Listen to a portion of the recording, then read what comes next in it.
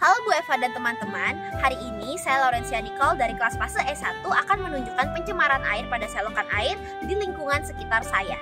Pencemaran air adalah peristiwa masuknya zat makhluk hidup, energi, atau komponen lain ke dalam air oleh kegiatan manusia, sehingga kualitas air menjadi turun hingga batas tertentu, dan menyebabkan air tidak berguna lagi sesuai untuk peruntukannya. Contohnya adalah pencemaran air pada selokan ini.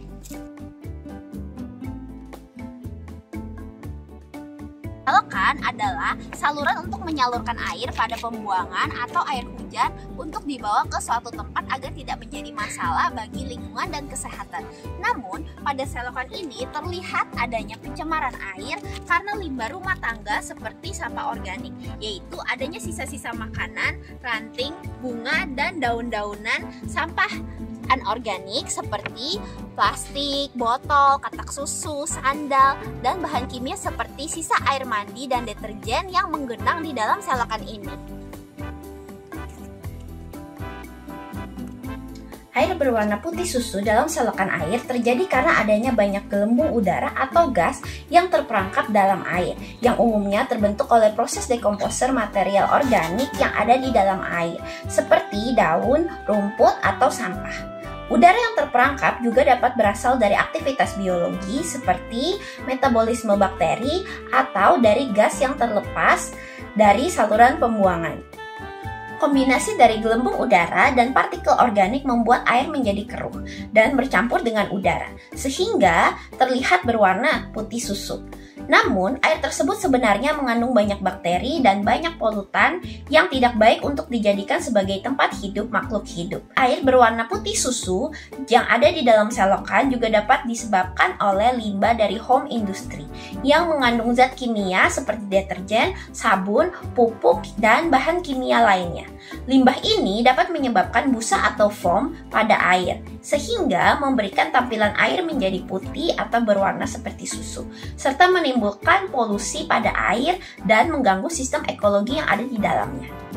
Penyebabnya adalah kurangnya kesadaran masyarakat akan kebersihan lingkungan dan kedisiplinan dalam membuang sampah pada tempatnya. Selokan bukanlah tempat sampah, melainkan tempat mengalirnya air.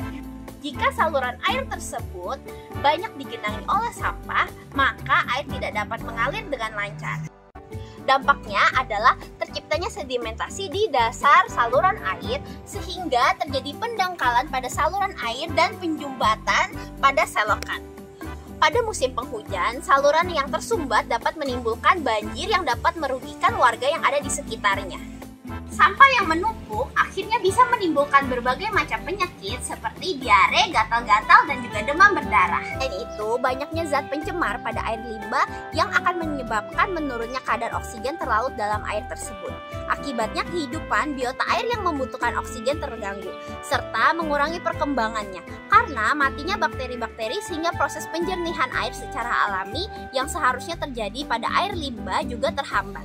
Ikan-ikan tidak bisa lagi berenang dengan bebas karena banyaknya sampah yang menghalangi jalurnya. Pencemaran air pada selokan ini juga berdampak pada estetika lingkungan karena banyaknya sampah organik dan anorganik yang dibuang pada selokan sehingga telah mengurangi estetika lingkungan yang ada di sekitar perumahan.